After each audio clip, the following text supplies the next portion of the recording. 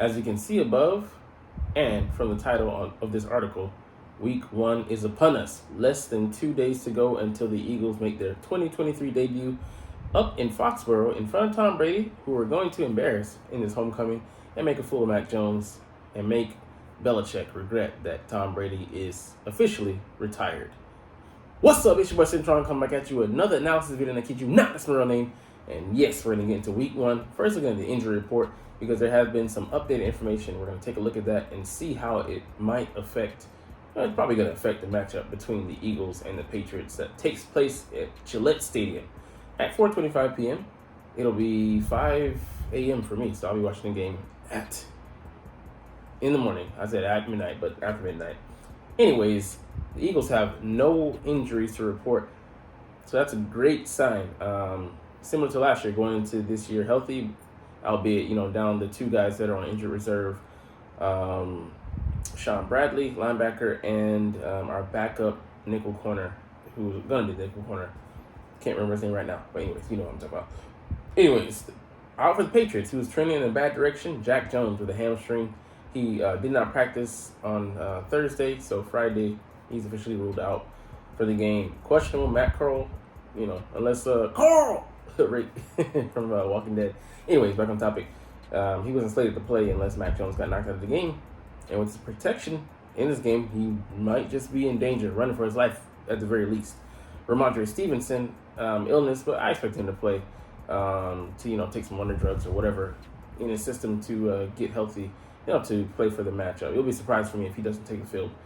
Devontae Parker, knee, unexpected for me. I didn't see it coming, but hopefully he's able to play because, man, who's going to be out there? For real, like Juju's on that busted knee as well.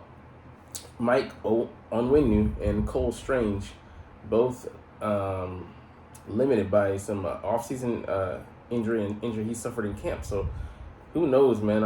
Is Bill Belichick pulling our leg? We shall see, but not looking good for the Patriots up front when they face a fierce pass rush. Let's get into some notes, a little bit of insight into this guy here. So let's head to his section and see it. DeAndre still got some reps with the wide receivers. And if you can check out the video here, this is Philly Voice, beautiful article, but or beautiful video. You can see here, like he comes out, runs here, and like fakes going upfield or to the left, and comes out to the right, makes a reception route around here. Beautiful, clean, crisp route. You wouldn't think that this guy's a wide receiver from the way he ran that. Yeah, man, he is going to be a game changer, matchup problem for linebackers, DBs that match up against him, and create opportunities for other guys, and vice versa, man. It's going to be a sight to behold. All right, so it's been a while since the Eagles had a running back that they could confidently flex out to the slot to take advantage of matchups against linebackers. But the Eagles hope that Swift can be that kind of player for them in 2023, and I definitely think that he can. Swift caught a lot of passes out the backfield during training camp practices, but I can't recall him getting reps during individual drills with the wide receivers, which he did on Thursday. So, sign of things to come.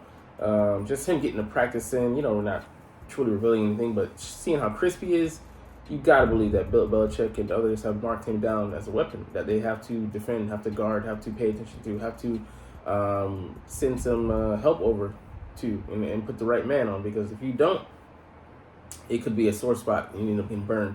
But it'll be interesting to watch his snaps. Will he get more snaps, as a receiver, or will he get more snaps in the backfield? Either way, he'll be a chess piece that will be adeptly and wisely used by the Eagles staff,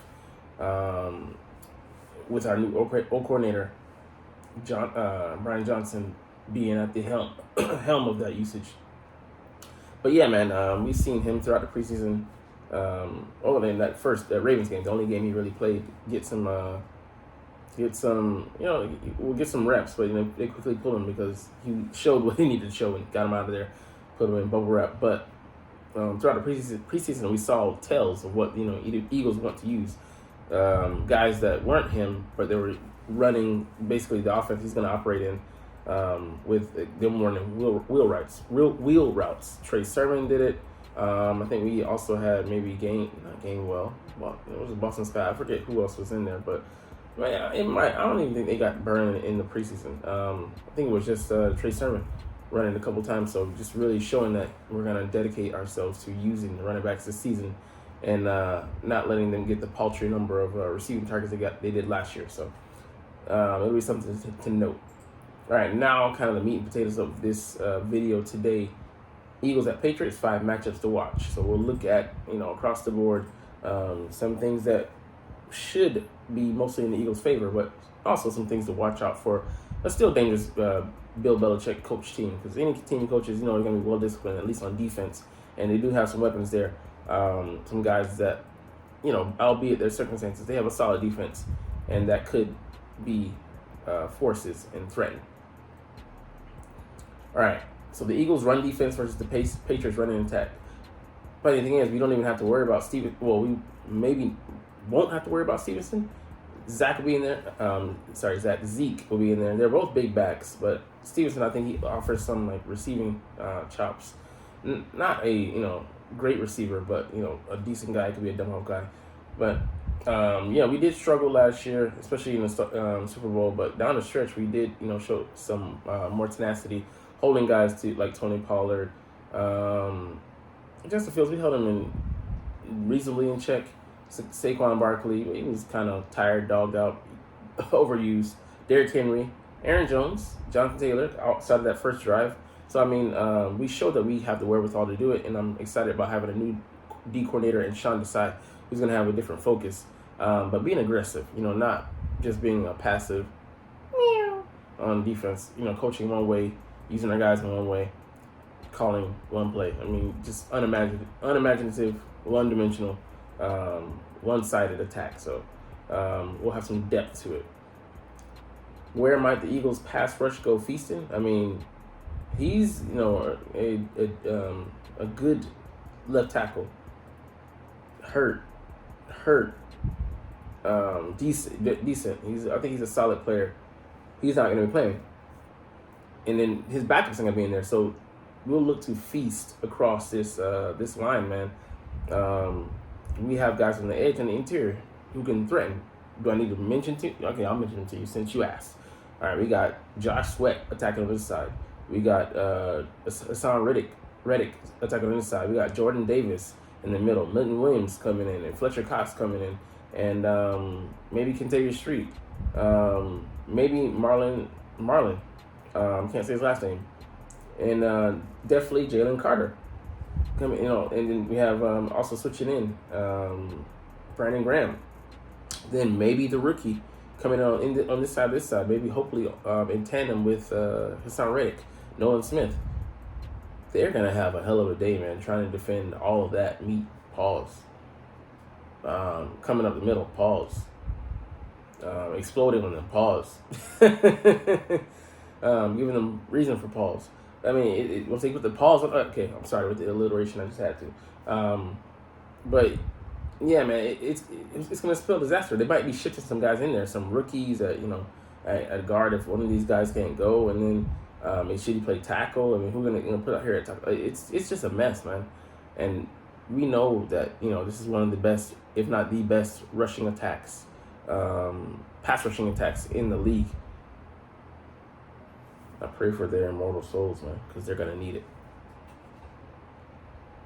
All right, the Patriots tight end versus the Eagles linebackers. I'll be interested to see this matchup because they have two solid guys.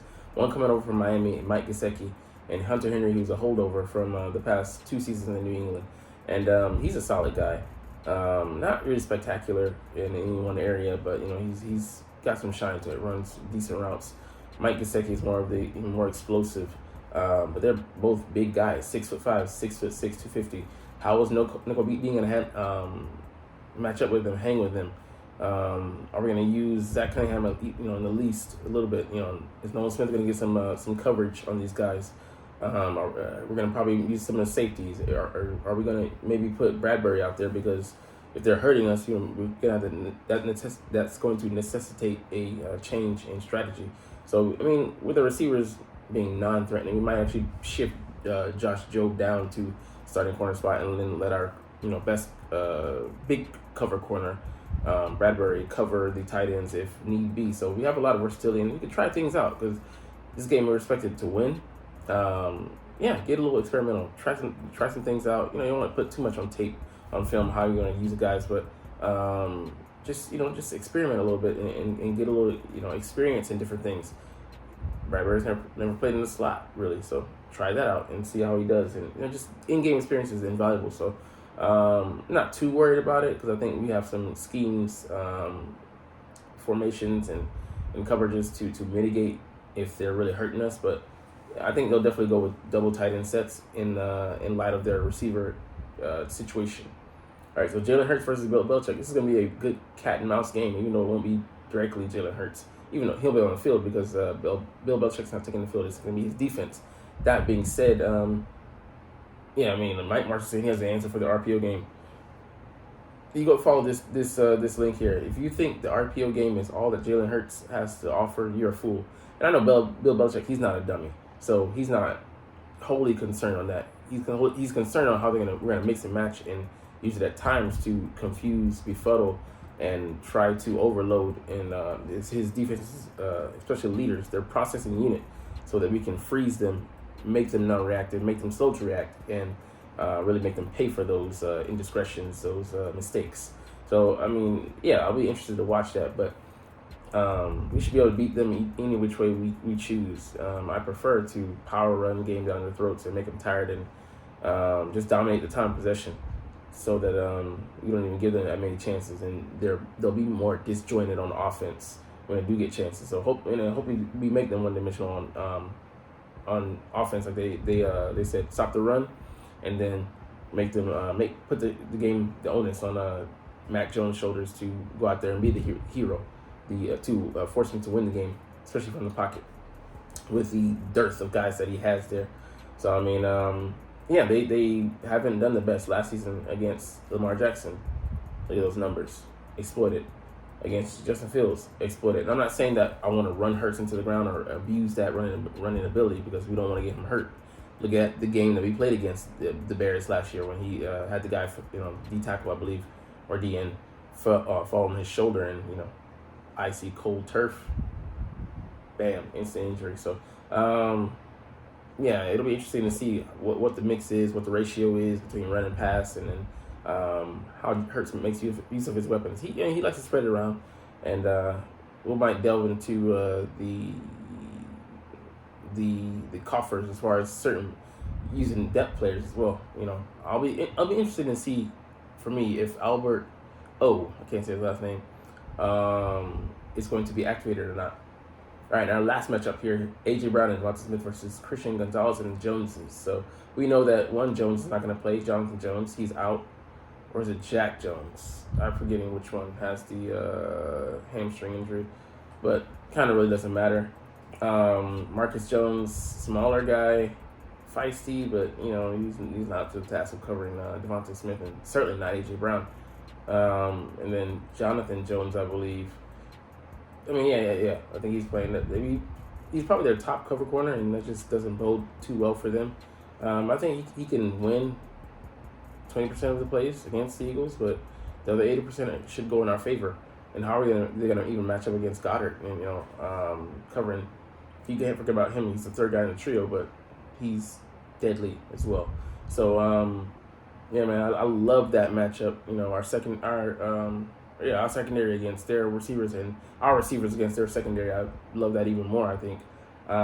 Just because, that tandem and A.J. Brown and Devonta Smith are two of the better talents in the league, and they're both on the same team, so they can play off each other. And just doesn't sign out anything too good for that defense there in Boston. But something to watch out for is definitely Josh Uche. Smaller guy, 6'1", 245, had 11.5 sacks. And what is one thing last season, especially, that Jordan might allow to struggle against? Speed pass rushers. Now, he was hurt in that Jacksonville game. He hurt his shoulder trying to tackle a guy, diving out of bounds, and landed straight on it. So that could have played a part. But it'd be interested to see if he plays with more consistency this year, more of his power, plays more into his frame, allows his natural tools to shine, and allows himself to anchor properly, so he's not getting beat by those speed rushers, Anchor and Shuffle. So using the right technique will, I mean, like just playing, if he allows himself to use that while playing into his frame, the guy could be unbeatable. He's still an ascending talent. The guy just picked up football, 5-6 years ago. So he has huge upside even now. That's like, I think, a 5th-year pro. And Matthew Judon, yeah, he had 15 and a half. Still not too worried about him. I mean, like, even if he does break Lane's streak of 3 years, which is, a little, has a little government assistant here or there with, the stats, being 0. I don't expect him to be a huge factor. Like, Lane just matches up well with guys and just, like he says here, takes him right off the board, makes him a non-factor. So that's comfortable for me. So I'll be watching Cam Jerkins to see how he plays in this game, which will be interesting to me. And yeah, we're gonna have Aaron Sick-Boss, and then who's ever gonna be a punt returner? Will it be Olamide Zacchaeus Oz, or will it be call up and Brayton Covey? We can call up 2 guys each week for the practice squad, and Aaron Sick-Boss is gonna be one of them because we don't have a punter on the roster. And who's gonna be a punt returner? Don't know, but we will find out. And one last thing, kind of a crazy thing to look at here is one crazy NFL analyst prediction that the Eagles will go undefeated in 2023. I mean, hey, I'm the biggest Eagles stan out there. I defend the guys. I believe in them. Even when, people, even our fans, I chastise them a lot, for not believing, not seeing. I'll be straight frank with you. Even I'm not delusional enough to think that we're going to go undefeated. If we did, hey man, fan-freaking-tastic. Even if we had the start we had last year, I didn't, predict that. Once we got rolling, though, I started to believe. I'm like, man, we can do this, not go all the way undefeated, but we can be a force this year. We ended up where? In the Super Bowl. Yeah. I mean, yeah, he says Eagles won't lose. Not at all. So, yeah, the top offensive line, yeah. One of the top 2 or 3 defensive lines, I would say, yeah, top 2, if not the best. Yeah, we have A.J. Brown and Devonta Smith. One's a rising talent, one's established. Yeah. Runner-up for MVP. And he's continuing to improve because he's hungry. And there's no one on the schedule or any schedule that matches their talent. I agree with that. Because you look at the Kansas City Chiefs, they got outplayed. I mean, yeah, it was the opening game, and offenses tend to be behind defenses, and they didn't have Travis Kelce and Chris Jones. Yeah. Cool. Still got to go out there and play what? Like Herman Edwards said, we still got to play the game. So, hey, man, that's a bold prediction. Like I said, I'm not even going to go that far. I believe our ceiling is like 13 wins, and our floor is like 11. But, hey, I'd take it if it happens. I wouldn't be against it. Anyways, we're going to bow out here. That's all we have for this video. But I know that you're not even watching, though. It's all good because I love talking about the Eagles, love making these videos. But anyways, before we get out of here, as always, it's fly, Eagles, fly, and let's motherfucking go. Like, comment, share, and subscribe Thanks for watching. Check me out at Centron Anime, Centron Life, or Centron Laughs, or other social media.